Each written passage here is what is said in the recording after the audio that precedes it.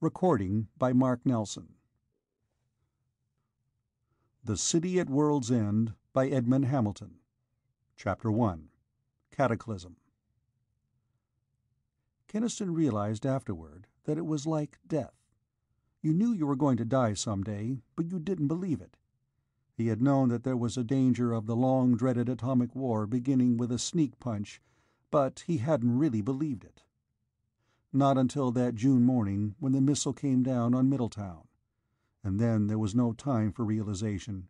You don't hear or see a thing that comes faster than sound. One moment he was striding down Mill Street toward the plant, getting ready to speak to the policeman coming toward him. The next moment the sky split open. It split wide open, and above the whole town there was a burn and blaze of light so swift, so violent, that it seemed the air itself had burst into instantaneous flame. In that fraction of a second, as the sky flared and the ground heaved wildly under his feet, Keniston knew that the surprise attack had come, and that the first of the long-feared superatomic bombs had exploded overhead. Shock, thought Keniston, as his mouth crushed against the grimy sidewalk. The shock that keeps a dying man from feeling pain. He lay there, waiting for the ultimate destruction, and the first eye-blinding flare across the heavens faded, and the shuddering world grew still. It was over as quickly as that. He ought to be dead. He thought it very probable that he was dying right now, which would explain the fading light and the ominous quiet. But in spite of that he raised his head, and then scrambled shakily to his feet, gasping over his own wild heartbeats, fighting an animal urge to run for the mere sake of running. He looked down Mill Street. He expected to see pulverized buildings, smoking craters, fire and steam and devastation. But what he saw was more stunning than that, and in a strange way, more awful. He saw Middletown lying unchanged and peaceful in the sunlight. The policeman he had been going to speak to was still there ahead of him. He was getting up slowly from his hands and knees, where the quake had thrown him. His mouth hung open and his cap had fallen off. His eyes were very wide and dazed and frightened. Beyond him was an old woman with a shawl over her head. She, too, had been there before. She was clinging now to a wall, the sack of groceries she had carried split open around her feet, spilling onions and cans of soup across the walk. Cars and streetcars were still moving along the street in the distance, beginning erratically to jerk to a halt. Apart from these small things, nothing was different. Nothing at all. The policeman came up to Keniston. He looked like a young, efficient officer. Or he would have, if his face had not gone so slack and his eyes so stunned. He asked hoarsely, "What happened?" Keniston answered, and the words sounded queer and improbable as he said them. "We've been hit by a bomb. A superatomic." The policeman stared at him. "Are you crazy?" "Yes," said Keniston. "I think maybe I am. I think that's the only explanation." His brain had begun to pound. The air felt suddenly cold and strange. The sunshine was duskier and redder, and did not warm him now. The woman in the shawl was crying. Presently, still weeping, she got painfully down upon her thick old knees, and Keniston thought she was going to pray. But instead she began to gather up her onions, fumbling with them as a child does, trying to fit them into the broken paper bag. "Look," said the policeman, "I've read stuff about those superatomic bombs in the papers. It said they were thousands of times more powerful than the atom bombs they used to have. If one of them hit any place, there wouldn't be anything left of it." His voice was getting stronger. He was convincing himself. "So, no superatomic bomb could have hit us. It couldn't have been that." "You saw that terrific flash in the sky, didn't you?" said Keniston. "Sure I did, but—" And then the policeman's face cleared. "Say, it was a fizzle. That's what it was. This superatomic bomb they've been scaring the world with, it turned out to be just a fizzle." He laughed noisily in vast relief. "Isn't that rich? They tell for years what terrible things it's going to do, and then it just makes a big fizz and flash like a bad 4th of July firecracker." It could be true, Keniston thought, with a wild surge of hope. It could be true. And then he looked up and saw the sun. "It was maybe a bluff all the time," the policeman's voice rattled on. "They maybe didn't really have any superatomic bomb at all."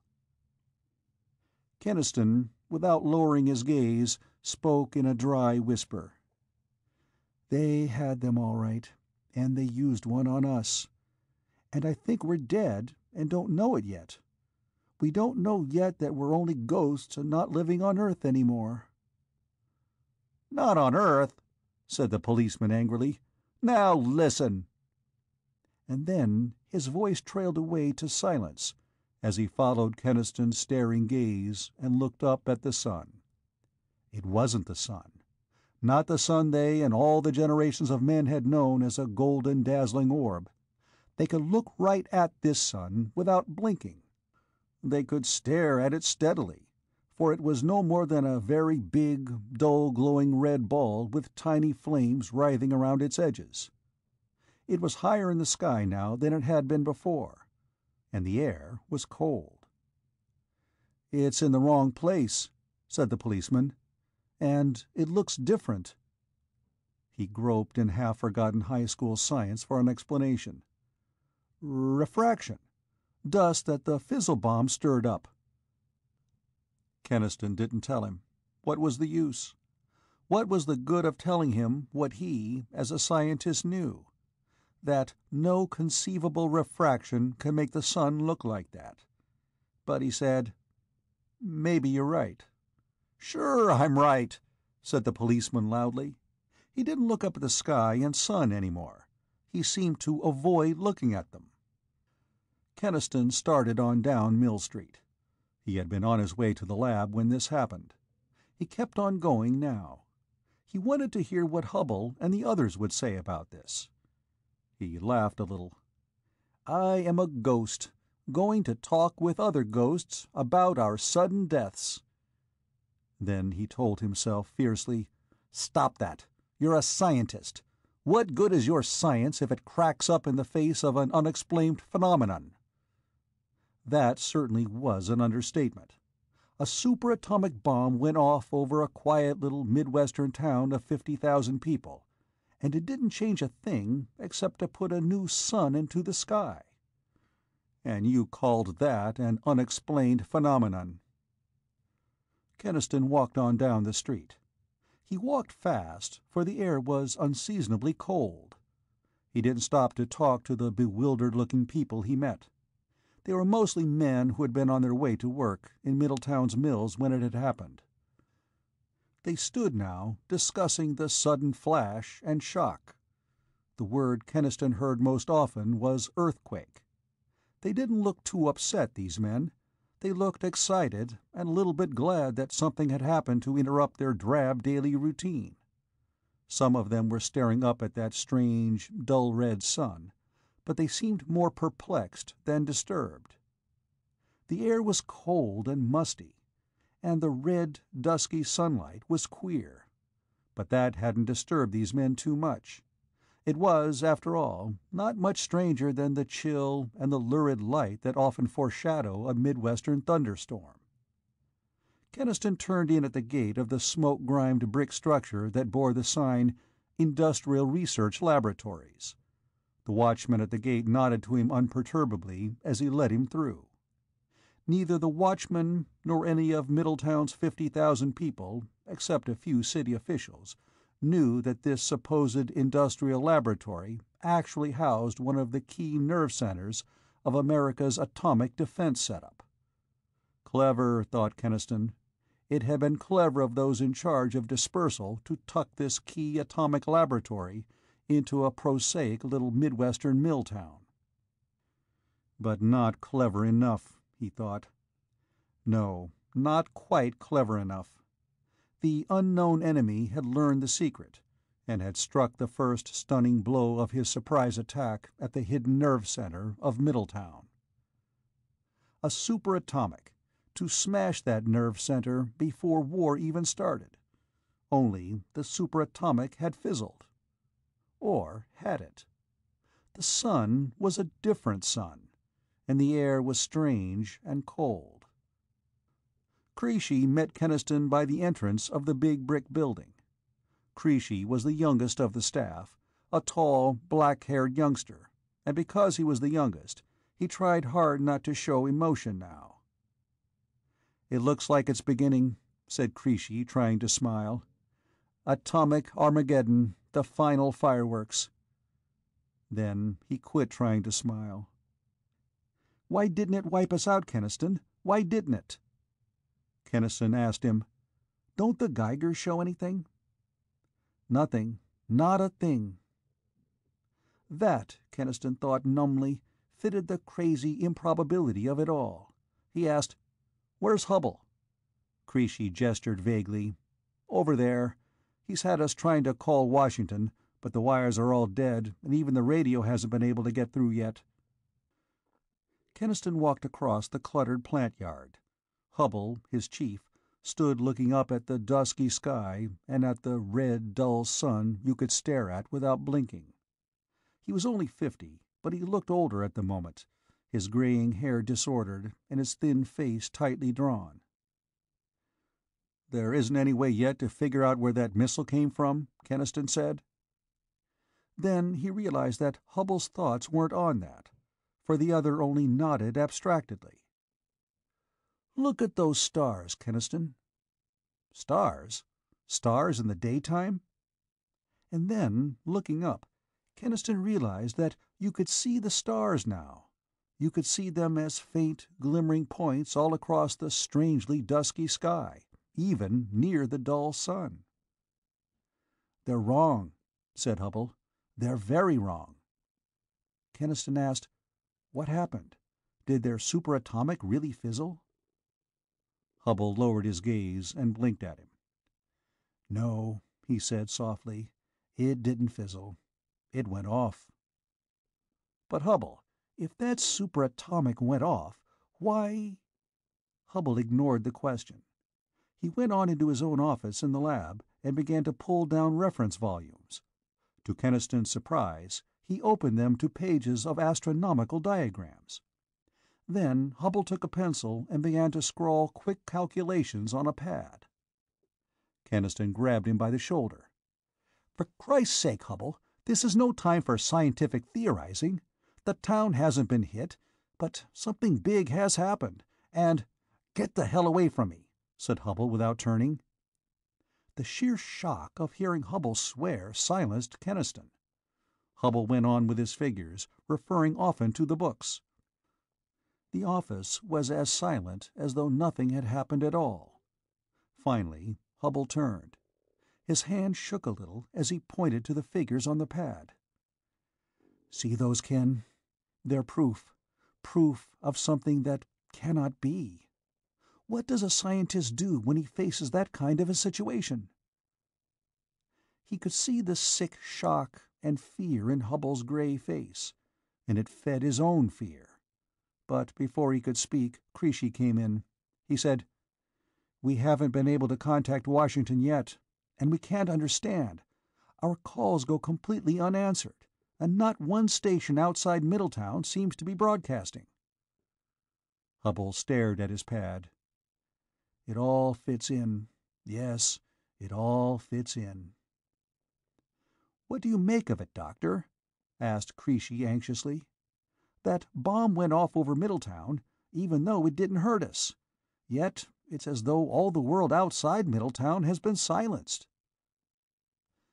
Keniston, cold from what he had seen in Hubble's face, waited for the senior scientist to tell them what he knew or thought.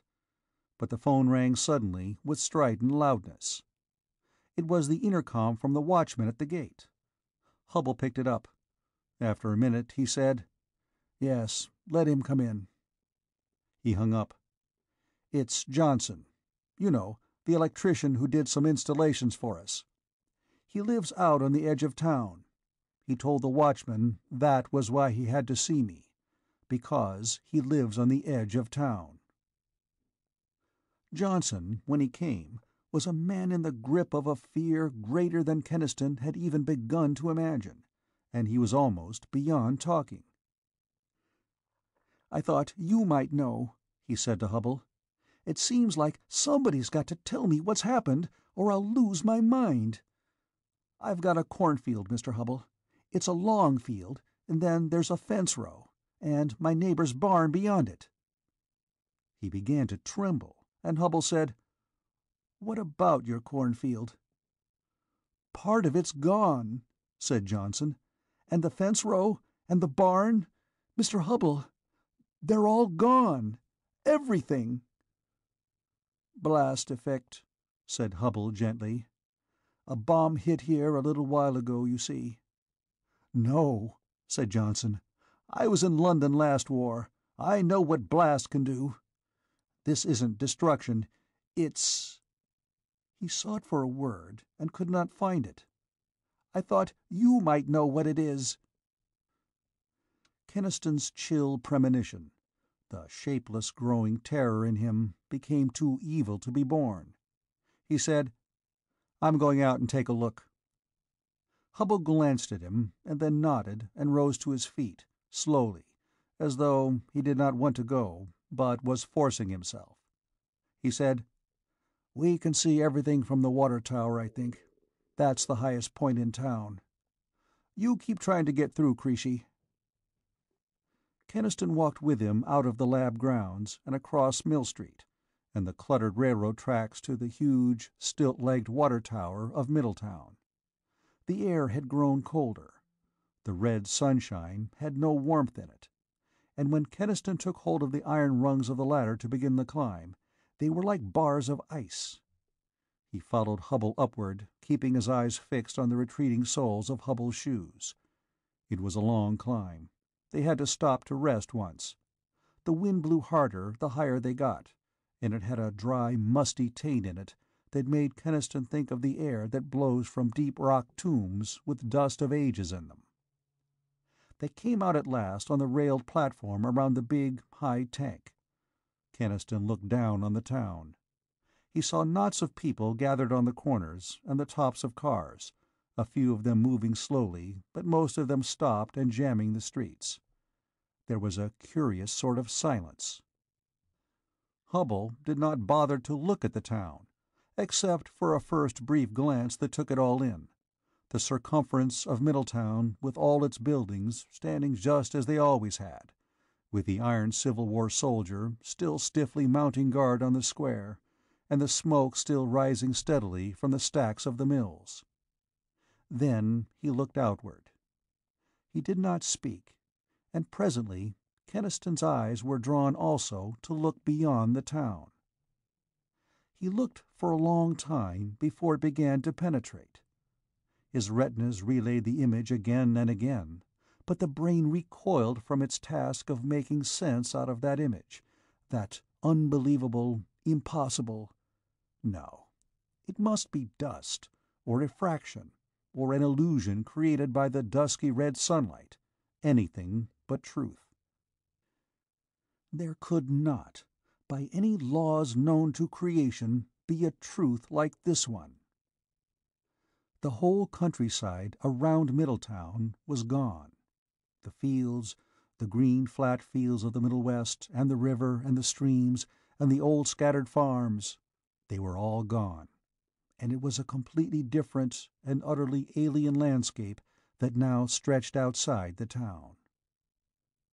Rolling, ochre-yellow plains, sad and empty, lifted toward a ridge of broken hills that had never been there before. The wind blew over that barren, lifeless world, stirring the ochre weeds, lifting heavy little clouds of dust and dropping them back again to the earth. The sun peered down, like a great dull eye with lashes of writhing fire, and the glimmering stars swung solemn in the sky, and all of them, the earth, the stars, the sun, had a look of death about them, a stillness and a waiting, a remoteness that had nothing to do with men or with anything that lived. Keniston gripped the rail tightly, feeling all reality crumbling away beneath him, searching frantically for an explanation, for any rational explanation of that impossible scene. The bomb. Did it somehow blast the countryside out there instead of Middletown?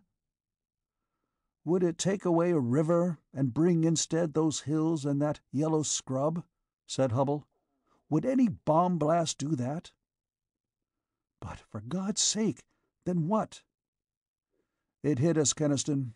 It went off right over Middletown. And it did something. He faltered, and then said, Nobody really knew what a superatomic bomb would do. There were logical theories and assumptions about it, but nobody really knew anything except that the most violent concentrated force in history would be suddenly released. Well, it was released over Middletown, and it was violent. So violent that... He stopped again, as though he could not quite muster up the courage to voice the certainty that was in him.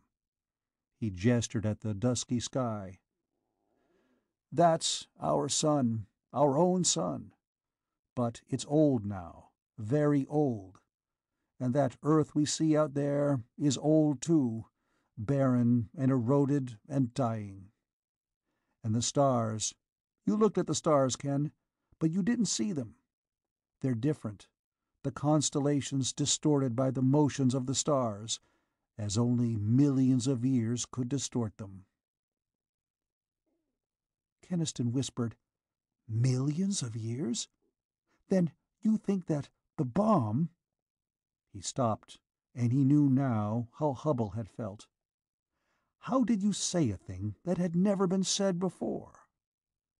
Yes, the bomb, said Hubble. A force, a violence, greater than any ever known before. Too great to be confined by the ordinary boundaries of matter. Too great to waste its strength on petty physical destruction. Instead of shattering buildings, it shattered space and time. Keniston's denial was a hoarse cry. Hubble, no! That's madness! Time is absolute! Hubble said, You know it isn't. You know from Einstein's work that there's no such thing as time by itself, that instead there is a space-time continuum. And that continuum is curved, and a great enough force could hurl matter from one part of the curve to another. He raised a shaking hand toward the deathly, alien landscape outside the town. And the released force of the first superatomic bomb did it. It blew this town into another part of the space-time curve, into another age, millions of years in the future, into this dying future Earth. End of Chapter 1.